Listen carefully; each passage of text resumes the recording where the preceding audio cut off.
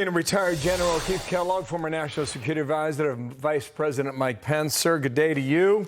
Thanks for coming back. Bill, thank you very much, and thanks for having me on this morning. Listen, we're going to get a lot of news here in the next hour or two. What are you thinking about?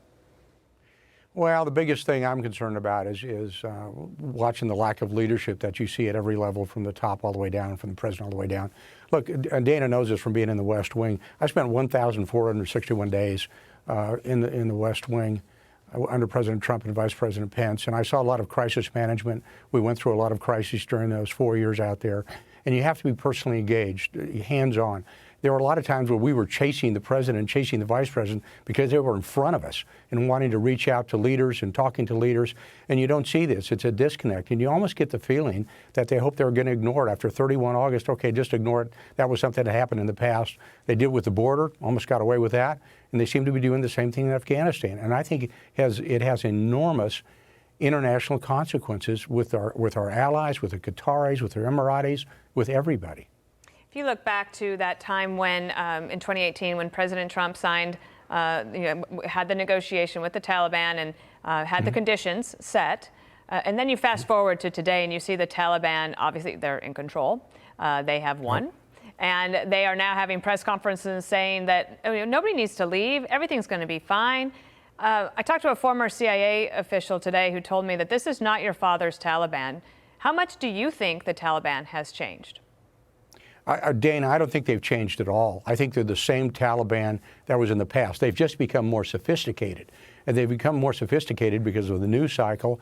And they also realize that the amount of pressure the American can apply, if they want to apply it. And they're playing nice guys because they know they've got this administration on the run. I mean, they're making demands of the United States of America.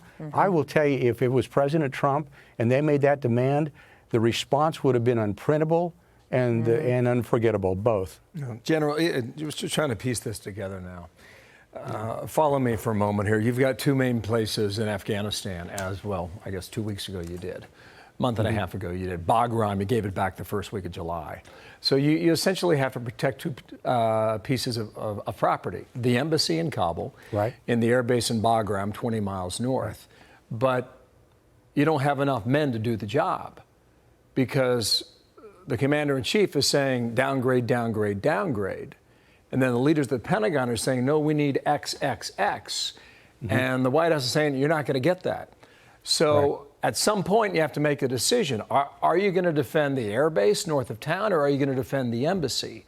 And you know how sensitive Democrats became after Benghazi some 8-9 years ago. So you can understand, what the decisions that the commanders on the ground were trying to make here. And they decided to go ahead and protect the embassy, which was near the international airport. Wasn't the best scenario, one runway as opposed to two, not secure and isolated like you had up in Bagram. But these were the choices they were facing.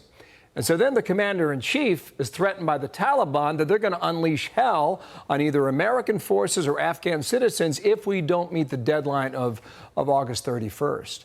As you go back over the moments over the past 2 months, that appears a very likely scenario that I just laid out. Do you agree? Yeah, sure it is, Bill, but it shouldn't have come to this.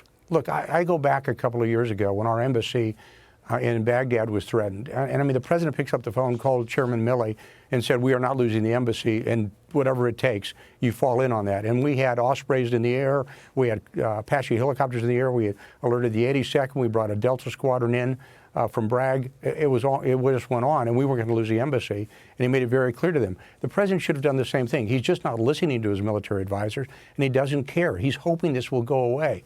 My concern now is what's happening out there. He's really put the military hanging out on a rope by themselves. It's terrible out there. It shouldn't have come to this, and it's a lack of presidential decision-making in a crisis. And the fact is that you've got Kamala Harris in Singapore. She should be right there in the Situation Room with the president. I will tell you, I know for a fact that if we had a crisis, the president and the vice president were side by side. General Keith Kellogg, thank you. Please come back soon, okay, General? Thank you for your time today.